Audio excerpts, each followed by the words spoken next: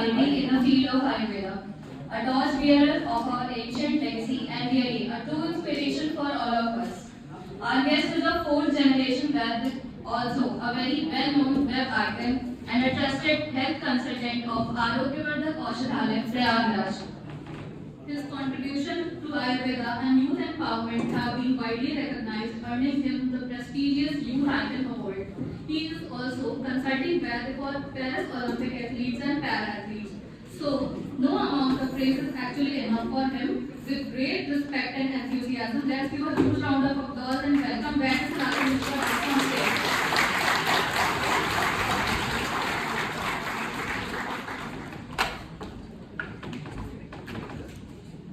सौभाग्य से कम नहीं दोस्तों की वाकई साहू सर ने कहा कि अपने टीचर के साथ बैठकर अपनी तारीफें सुनना बहुत कम को नसीब होता है और उस श्रृंखला में आलू प्रवाह में सबसे पहले संगम से नहीं आया यहाँ पर तो उसके लिए बहुत बहुत धन्यवाद इस काबिल समझने के लिए कि मैं शायद कुछ किया हूँ जिसकी वजह से यहाँ पर आपको सुनने आप इकट्ठा हुए एकत्र हुए हैं ऐसे वरिष्ठ शिक्षकों के बीच में जिनसे सीख कर ही आगे बढ़े। तो सबसे पहले इस काबिल समझने के लिए आप सभी का धन्यवाद, विश्व आयुर्वेद परिषद का धन्यवाद, सर का धन्यवाद, आप सबका धन्यवाद कि एक अच्छी फरवरी की संडे की दोपहर आप लोग 2 घंटे सिर्फ छोले भटूरे खाने नहीं आए हैं। तो आप सभी का धन्यवाद।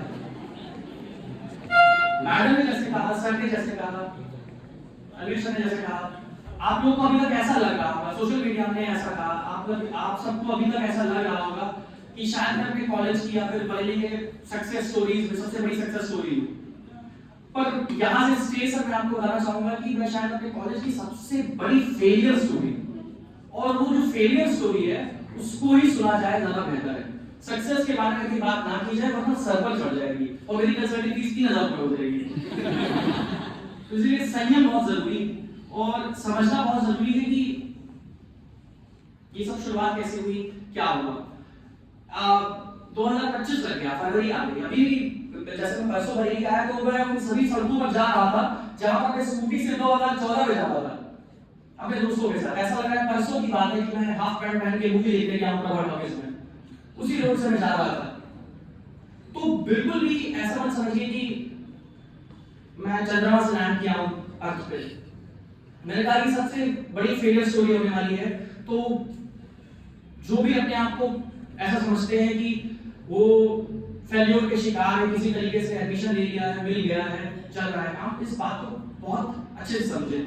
चाहे आप किसी भी स्तर पे हो, पर आपको मेरी बात बहुत रिलेटेबल लगेगी। बिफोर आई स्टार्ट, आपने सुना भी होगा कि इस देश ने हर शख्स को एक काम सौंपा था।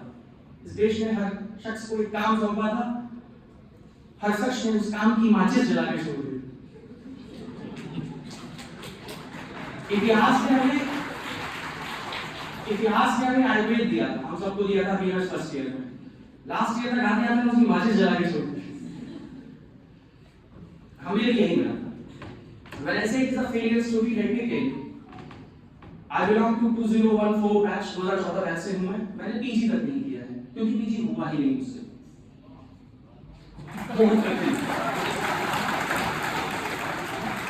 बहुत कठिन है और मैं उतनी स्थिरता, उतनी गंभीरता नहीं बना पाया, इसलिए मुझसे हुआ ही नहीं, मैंने इसलिए किया नहीं। अब इसके कई घटना के बाद इंसान कभी कभी बातें करता है, घटना के पहले कभी कभी रीजनिंग नहीं देता। जो मिल गया उसी को मैं अपना बनाता चला गया और जो छूट गया उसमें भुलाता चला गया। 2014 अरे मेरी लाइफ में देवदंड में गई। 2014 में एक इंग्लिश सीबीएसई बोर्ड का स्टूडेंट एडमिशन लिया बरेली का, सपना देखा कि उसको बहुत शानदार कैंपस मिलेगा, मेडिकल कॉलेज में एडमिशन हो रहा है बच्चे का। बच्चे ने एडमिशन लिया नहीं था कि उसके व्हाट्सएप पर रिपोर्ट्स आना शुरू हो गई थी कि बच्चा ठीक करके देखा है। अभी तक बच्चा कॉलेज में नहीं पहुंचा था कि बेटा मेरा लिवर प्रोफाइल अच्छी नहीं आई है, कोलेस्ट्रॉल के लिए कौन सी दवा ले। बच्चे ने अभी तक कॉलेज में नहीं देखा था, सिर्फ काउंसलिंग में एडमिशन में मिला था कि आरईसी बरेली में है। जिस वक्त मैंने अपने कॉलेज को देखा उसे मेरा अंदर का विद्यार्थी हो गया।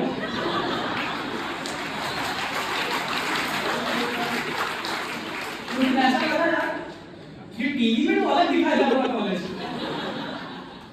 ये तो गलत हुआ मेरे साथ। ऐसा लगा अरेंज मैरिज हुई है।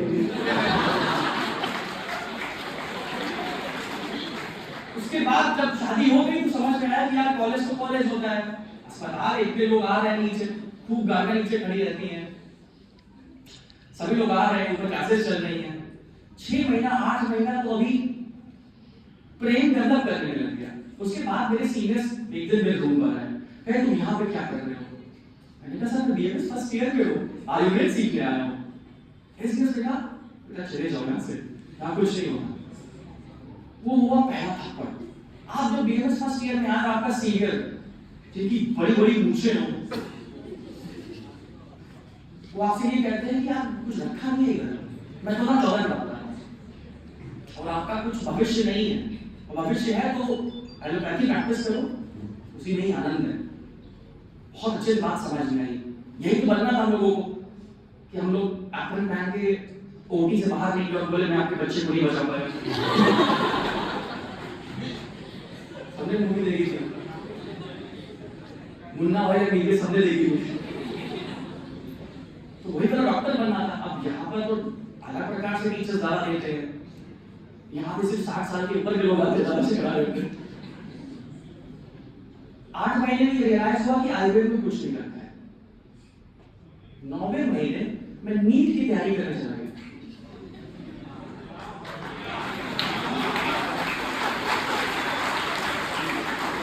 मैंने कहा आपसे अभी तक आपको मेरे बारे में जितनी चीजें पता है ये कुछ और है। 8वें महीने में मैं नीट का कोचिंग देखा था बीडीपुरम में। 2 हफ्ते लगे कोचिंग देखने में, पर समझ में नहीं आया कुछ।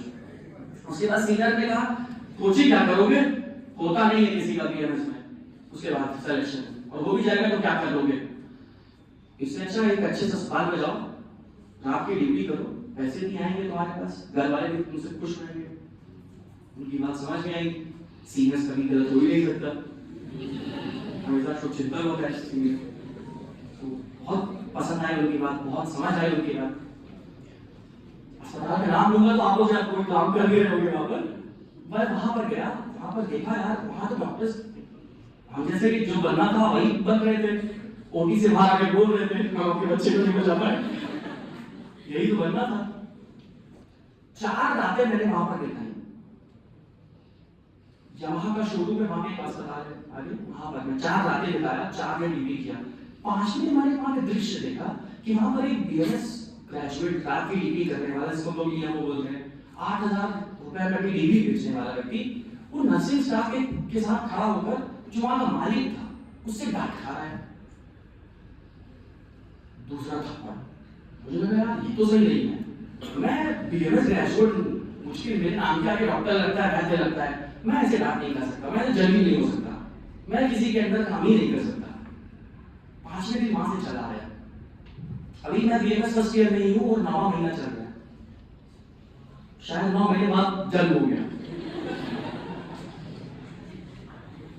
2 महीने बाद पेपर था, किताब तक नहीं खरीदी थी।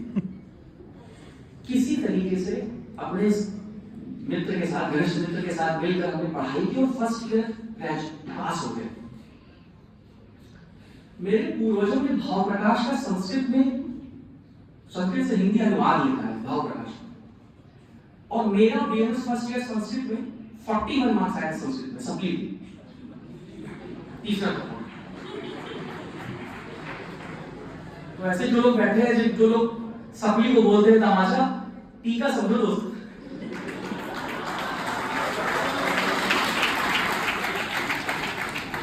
पर ऐसा बिल्कुल नहीं समझिएगा कि बहुत गर्व है मुझे। 41 मार्क्स आए थे संस्कृत में। वो दिन मुझे आज भी याद है, रोंगटे खड़े हो जाते हैं जब पहली बार को पता चलता है कि आप जिस पे अभिमान कर रहे थे वो तो आप संभाल ही नहीं पाए। वो था बीएमएस फर्स्ट ईयर का दिन, 23 तारीख थी, मंथ नहीं याद है, और सितंबर रहा होगा। उस दिन के बाद से लेकर आज तक कोई थप्पड़ नहीं पड़ा। मुझे लगा कि जो मुझे मिल गया है मुझे उसको ही निभाना है, और अभी तक मैंने अपना 1 साल वेस्ट कर लिया है, इसके आगे नहीं होगा, एक दिन भी वेस्ट नहीं होगा। बीएमएस फर्स्ट ईयर जैसे पास किया, पहला एक काम जीवन में करना था, वो है आयुर्वेद सीखना है, कहीं से भी सीखना है, कुछ भी सीखना है। और उसका सबसे आसान तरीका हमने ये अपनाया कि जो हमारे आसपास जितनी चीजें थी उसी को रिसोर्स बनाना। जियो था, अपना जियो फोन था, अपना कॉलेज का अस्पताल था नीचे, आसपास के वैद्य थे, लोग थे, दोस्त थे, इंटरनेट था। उसका 2015 की मैं बात कर रहा हूँ, हमने 2015 से इंटरनेट का वो इस्तेमाल करना सीखा जो शायद आप लोगों ने नहीं सीखा है आज भी।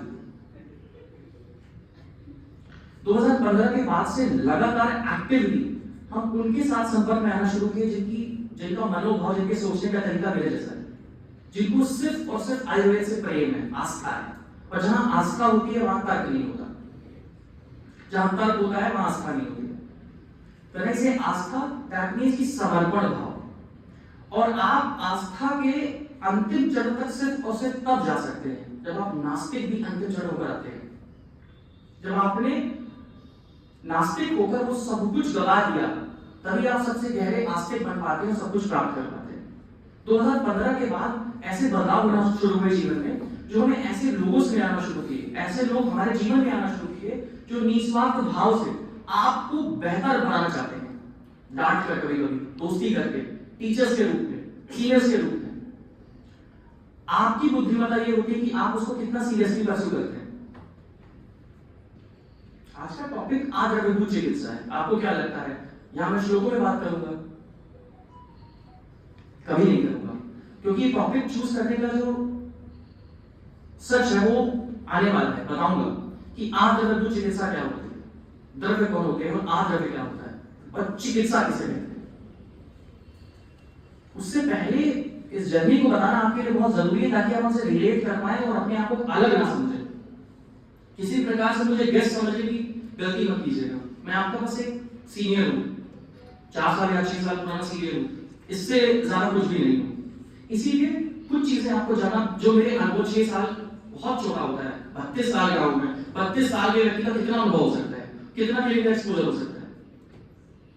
इसीलिए आपको मैं क्लिनिकली ऐसी कोई चीज बता नहीं सकता। मुझसे वरिष्ठ शिक्षक यहाँ बैठे हैं, छात्र भी होंगे जिनका एक्सपीरियंस मुझसे बहुत ज्यादा है, पर पिछले 6 सालों में हमने जो कुछ भी किया है और आने वाले 10 सालों में जहां तक भी जाएंगे, वो किस बेसिस पे जा रहे हैं और क्या सोच के जा रहे हैं, उसके बारे में ही आज का लेक्चर रहने वाला है।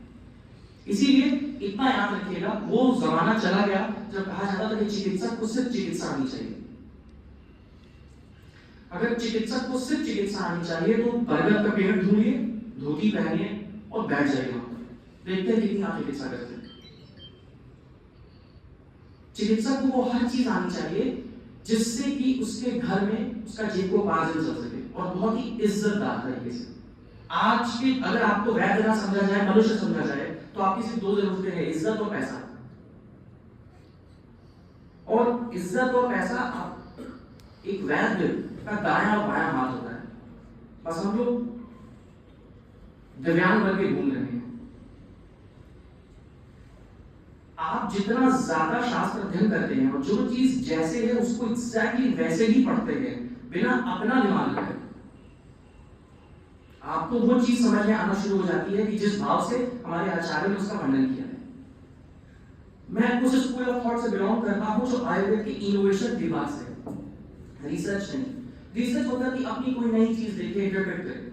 मेरा ऐसा मानना है कि अभी वो लेवल आया ही नहीं है हमारा बौद्धिक क्षमता का कि हम कोई नई चीज निकाल कर ले आ सके। हमें ऐसा लगता है कि हम आयुर्वेद से अपना भला करना बहुत बड़ी बात है, हम आयुर्वेद का भला नहीं कर सकते। हमारा स्थान भी बहुत छोटा है। इन संहिताओं को लिखने वालों का की बौद्धिक क्षमता, इनका आईक्यू ट्रिपल डिजिट था। हम लोग डबल आईक्यू वाले लोग हैं। हम एक श्लोक तक ऐड नहीं कर सकते चरक संहिता में। क्यों नहीं कर सकते? क्योंकि उस काबिल ही नहीं है। उन्हें आप तो बुला गया है, हमें नहीं। हम लोग अभी बहुत ही अल्प बुद्धि के लोग हैं। इसीलिए सब लोग अपना अपना भला कर लो आयुर्वेद से। आयुर्वेद का भला करने के पीछे मत जाइएगा, नहीं कर पाएंगे, बहुत अथाह सागर है। इसीलिए अपने ऊपर कार्य करना शुरू कीजिए, जो 2015 से हम आज तक लगातार कर रहे हो और करते रहेंगे। गलतियों से सीखना लगातार। एक बार में सिर्फ एक गलती करना, उसको रिपीट ना करना। अगर पता है कि संस्कृत वीक थी तो उस पर कार्य करना, उसको इग्नोर ना कर देना। अगर पता है पदार्थ विज्ञान समझ में नहीं आता, समय देना। जिस चीज से आप भाग रहे होते हैं वही चिकित्सा होती है आपकी। इसीलिए कुछ पॉइंट्स लाया हूं आपके लिए, उसको समझिए।